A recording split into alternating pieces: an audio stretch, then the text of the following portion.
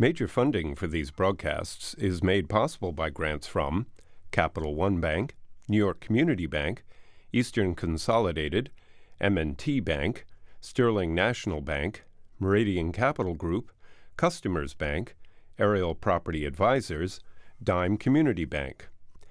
Additional funding is made possible by grants from AM Trust Title, AVR Realty Company, Avison Young, Bank of America Merrill Lynch, Bank Leumi USA, Briarwood Organization, CBRE, Chase Commercial Term Lending, Chase Commercial Mortgage, Citizens Bank, CPEX Real Estate Services, Colliers International NYC, Cohen Equities, Collins Building Services, Douglaston Development, Levine Builders, Flushing Bank, Friedman LLP, Handler Real Estate Organization, Handro Properties, Hodges Ward Elliott Inc., Investors Bank, James D. Kuhn Real Estate Institute at Syracuse University, Kilroy Architectural Windows, Madison Realty Capital, Matone Group, Mercantile Bank, New Banks, Newmark Knight Frank, Optimum Window Manufacturing Corp.,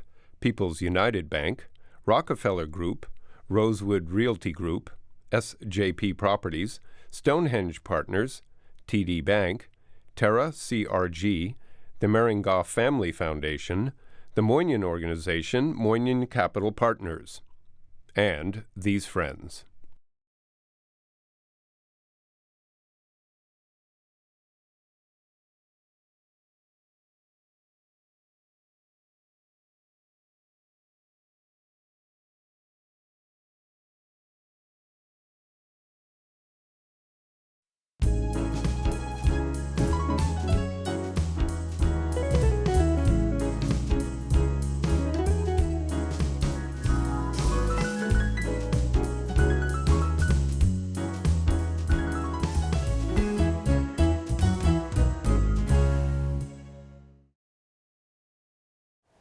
Manhattan, 57th Street and 2nd Avenue, New Jersey.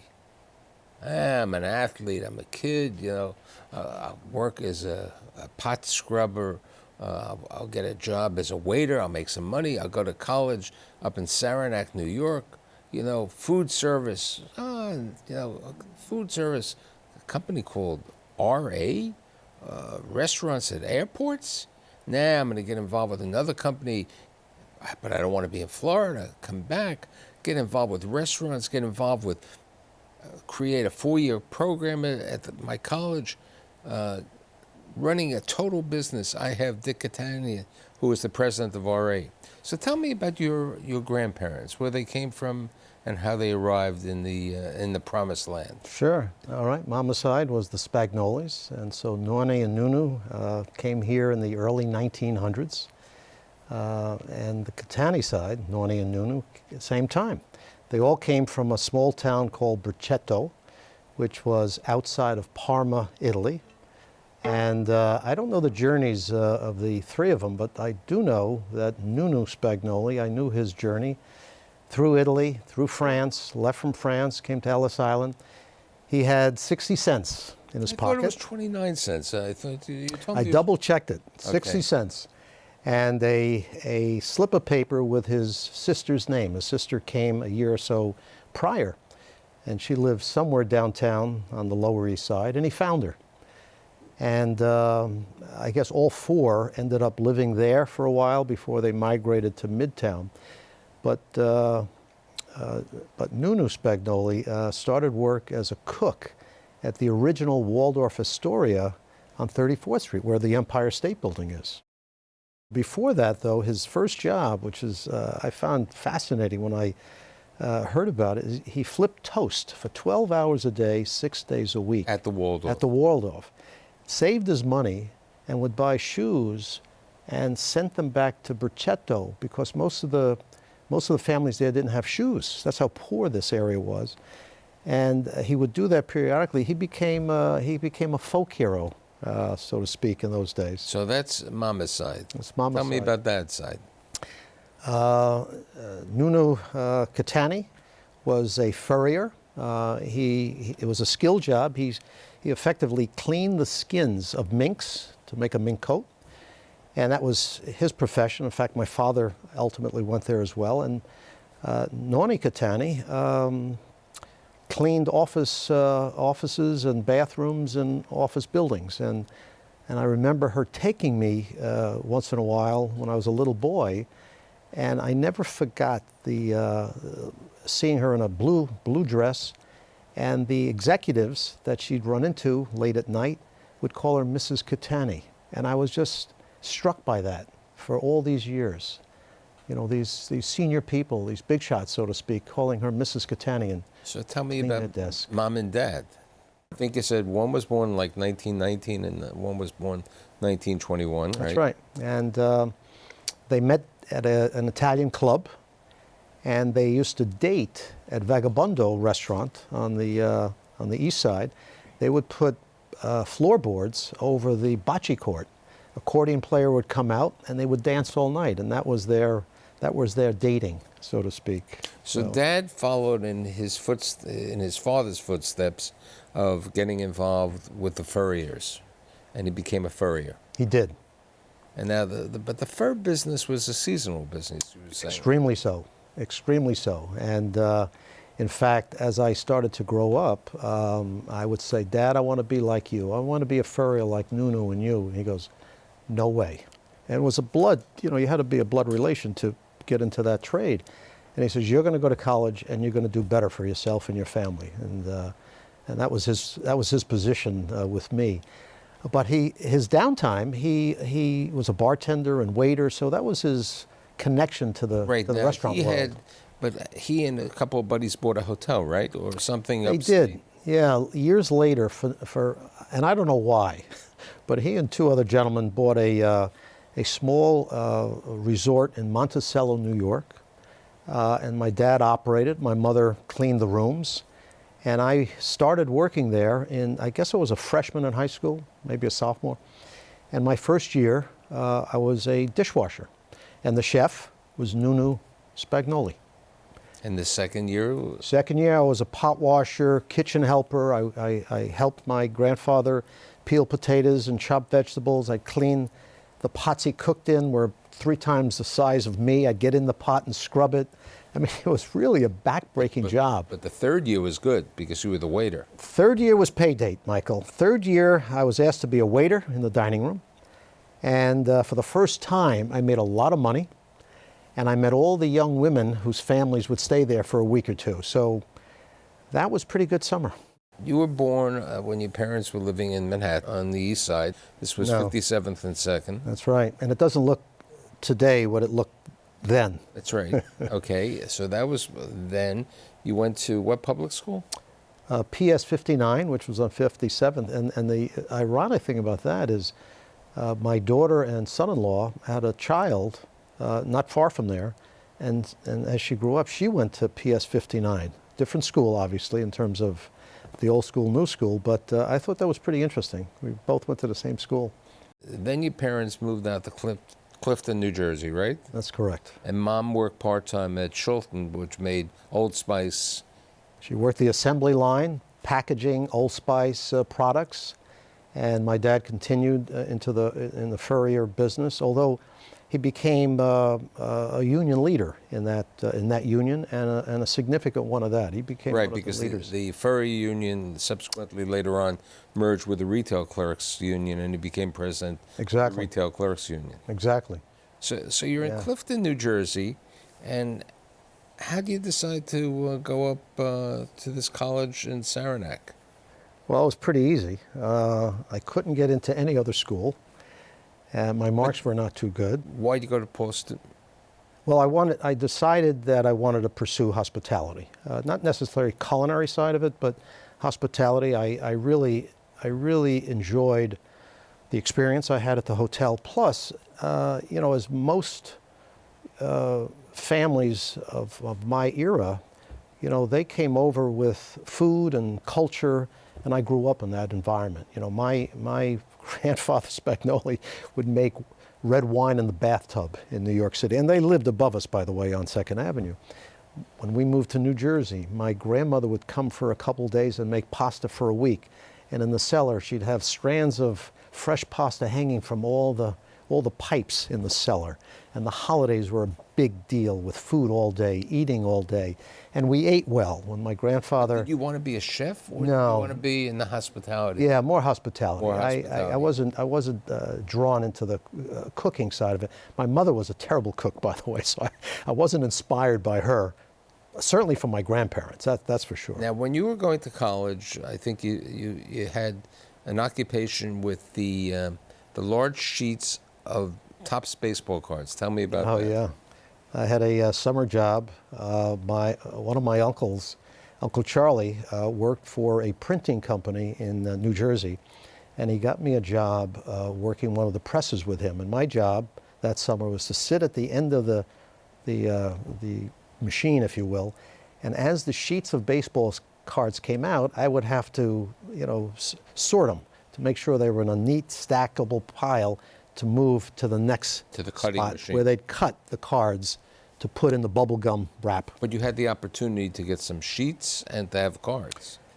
Yeah. That was one of the fringe benefits. Yeah. My Uncle Charlie would bring home every year, even before this job, sheets of these cards. And I'd put them up on my wall. I'd cut them up to flip and to trade. And I had thousands of cards. I had 6 Mickey Mantle from the 50s. I failed to bring up, when you went to high school, you were a track star, weren't you? I wouldn't phrase it as that, but I ran cross country and played baseball, high school and college. So how'd you get to work for Buster Crab Pools? That was another summer. During college. I needed money, and I saw an ad, and I applied, and I helped build that team install Buster Crab swimming pools, which is effectively you dig a hole, a crane and muscle, and you laid in. Did you put a plastic liner or a concrete liner? No, it was plastic. It was sand and then plastic, and as the water came in, you pulled it. It was a back-breaking job, but I met Buster Crab's son because he worked with my team, and it was sort of a fun summer. In order to pay the tuition, Mom and Dad sold their house, and that was a moment that you remember. What happened? Yeah, so they were middle-income family. Everything that they made went to their kids, my sister and I. But when it came for college, they couldn't afford it. So they sold their home in Clifton. They moved into a small apartment, and I was able to go to Paul Smith's because of that step. And what happened? You said to me when we got together, there was a moment because you didn't graduate on time. And it really had an effect later on you. But later on, there's a great moment when you were on the trustee and you got your doctorate. Tell me about that. Yeah. As I said earlier, I wasn't a great student. And I did not graduate on time at Paul Smith's. I had to go to Fairleigh Dickinson in the summer for credits.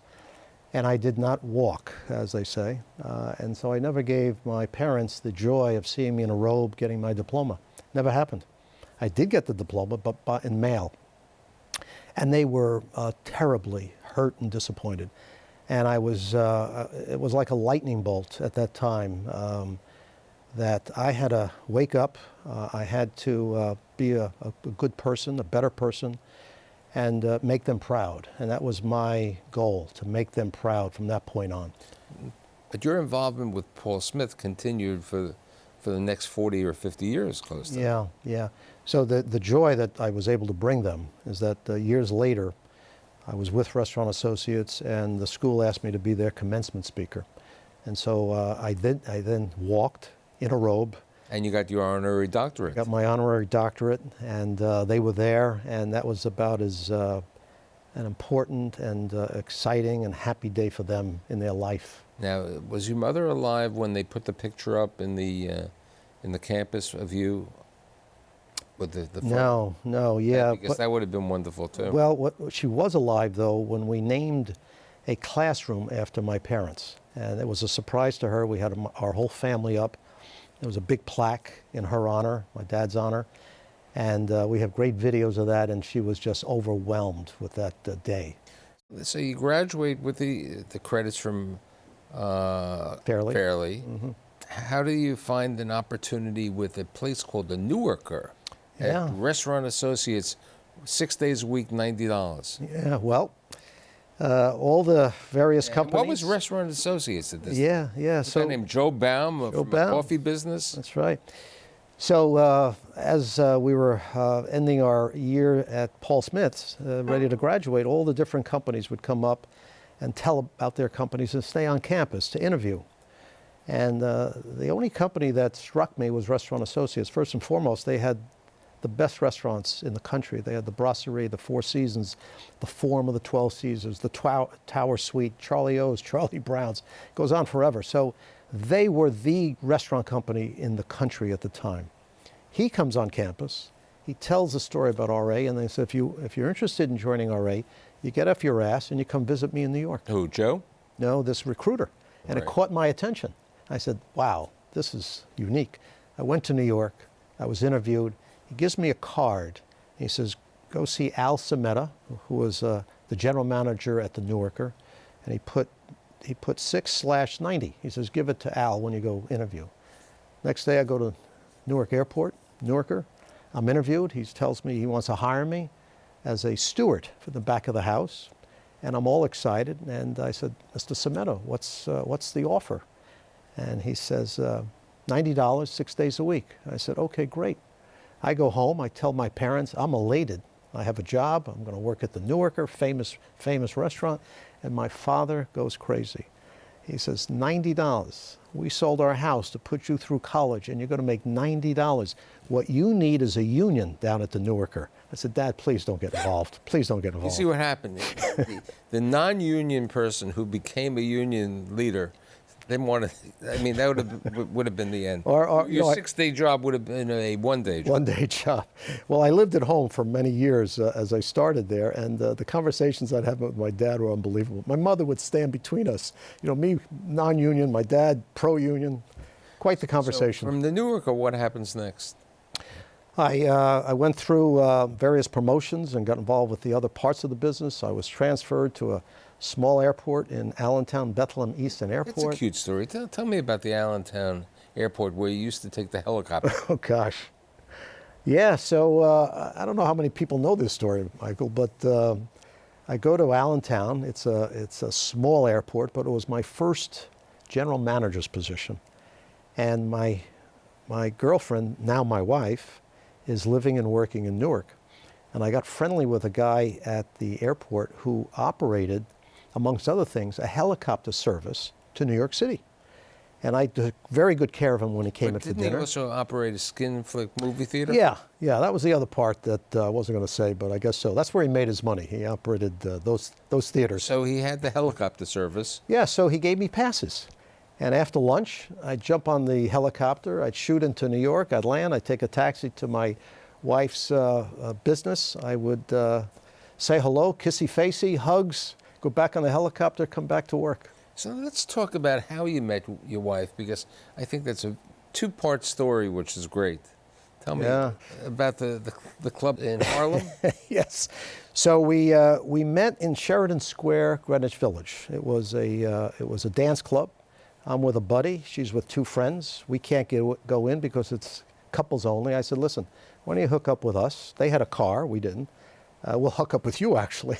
And there's a club that we go to in Harlem, and we'll spend the night there. So we did, and that's how we met. I then asked Well, wait her. a second. What about the bullets? You're Oh, yeah, omitting I certain omitted that good too, part of yeah. things. So so I made up a fictitious name, and I told her my name was Reggie Dago, and I'm from New Jersey, and so she didn't believe that. And so when there was a shooting, an actual shooting, there's bullets flying, we all dive under a table, and it calms down, and she says, I don't believe you're from New Jersey. So I said, well, let me prove it. I pull out my license, and she said, schmuck, Richard Cattani. I said, whoops.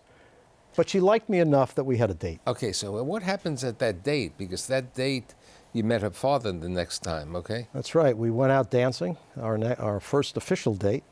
I had a brand new Corvette. It got stolen. We had to report it.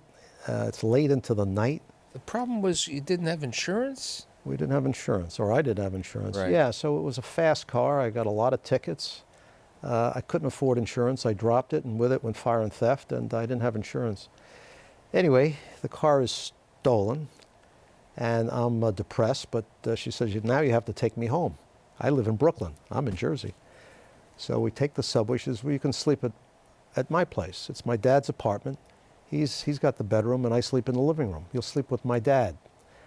I wasn't feeling, perfect that night, but we go in. It's about 4 in the morning. She wakes him up and says, Dad, this is Dick. He's going to sleep with you. So that's how I met her father. And years later, at his when he passed away at his service, I gave part of the eulogy, and one of the things I said was to the group there that I slept with George before I slept with Nardine. Now, we have that picture of you looking like Tony Orlando when you got married to Nardine. That was an interesting outfit, as one would say. Yeah, well, if you remember Tony Orlando, that was the look. I had the mustache. Yeah. And I surprised my wife. She didn't know I was going to dress with this white outfit. And she was numb when she saw me coming down the aisle. Okay, so now let's get back to Allentown. So you're in Allentown. Yeah. And what happens next? You have an opportunity to go to work for Aramac? Not at that point. I was moved to LaGuardia. Then I went back to the Newarker as general manager. And at that point in time, Restaurant Associates decided to leave the airport business. I was made an offer by ARA, now it's Aramark, to run the Philadelphia International Airport. So we moved to South Jersey. I took that position. I ultimately became vice president of operations for about 18 airports in the country. And you were relocated to Florida at this time. And we had to move to Florida because that division required me to be in Miami. So we moved. We had a lovely place in Coral Springs. My kids thought they died and went to heaven. They were all small. We had a pool. My wife hated it. And then I get a call from Restaurant Associates asking if I'd be interested in returning to RA. I called Nardine. I said, you're not going to believe this, but RA is asking me to consider coming back. Let's talk about it tonight. That night I get home, I open the front door, and in the foyer is all our luggage lined up. So I said, I guess you want to go home. So what year is this that you go back to RA at this time? This is probably in the early 80s, 83, 84. Now, at that time, RA had the catering business, or they were still in the restaurant business, so they had both? It was predominantly restaurants, but my task was to grow the food service business, catering business, sports business. And that was where we started from. We then went private in the late 80s, and we then acquired by a Japanese company, Kiyotaro, in 1990. Okay, because your main role at RA over all these years has been in more of the food services and the catering, and also operating the premier restaurants within venues. That's right. Okay, when did RA get involved with that heavily?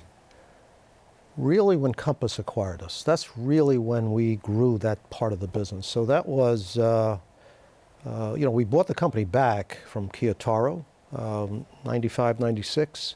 And then in 1998, Compass acquired our company. Compass, which is the London-based. It's London-based, largest food service company in the world. And we started to get, or they started to really get behind the effort to grow that business. And then we sold the restaurants in 06. And that's really when we expanded the business. I became CEO of the company at that point in time. Now, one of the biggest things that you did, I think, was the Olympics. Yeah. Let's talk about that. Because that was over a huge amount of space. It was a remarkable experience. It went under the Compass umbrella, but they asked Restaurant Associates to run it. And I took the lead on it. And it was the first time in Olympic history that they asked the operator to operate the concessions, the catering, and the player feeding. First time ever. And so it was a huge undertaking. It was 50 square miles of extreme conditions. But we drew from all the different divisions in Compass, and was very successful. What about the picture that we have with you and the Pope? Yeah, that was the following year. Compass was asked to feed the Pope's following every couple years. It's called the Youth Organization, and there were almost 500,000 people in Toronto for 1 week. And Compass turned to us to ask us to help. So we sent the whole Olympic team that we had in place already to Toronto, and we helped feed them. It was an amazing experience. It wasn't easy, but we got through it. And then at the end, the very last day where we were feeding the Cardinals of Canada, we were told that the Pope wanted to thank us, Pope John. And we gathered, and the picture depicts the Pope thanking us. And it was an extraordinary time. I shook hands, and he whispered. He was not feeling well at the time. If you remember, he was very hunched over. And he whispered in my ear, "Thank you for feeding my people." And I didn't say anything because I didn't know what to say. I was just numb. When did RA get involved with, they've been involved with many sports venues, but the one that we spoke about is the U.S. Open. It goes back to Forest Hills.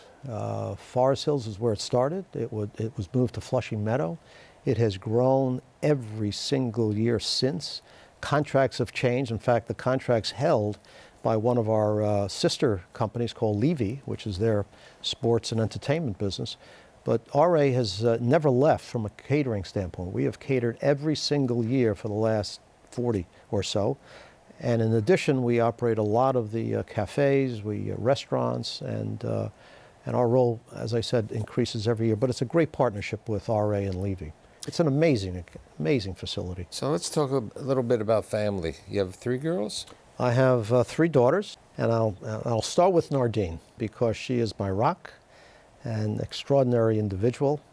And we've been married now 45 years. So we have 3 daughters. Our oldest, Danielle, lives in Rye, New York with her husband, Lee.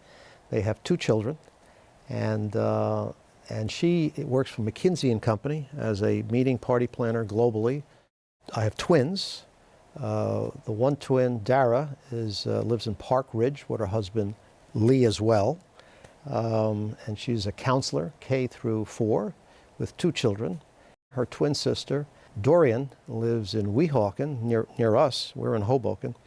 And she's with a concierge service here in New York City. And so they're all doing well. And what about the grandchildren? Yeah, so Gavin and Sienna are part of the Post clan in Rye. And Ellie and Brody are part of the Weiss family. So Lee and with Danielle works for Stark Carpets here in New York City and been with them many, many years. And then the other Lee with Dara works for the New York Giants as the director of rehabilitation.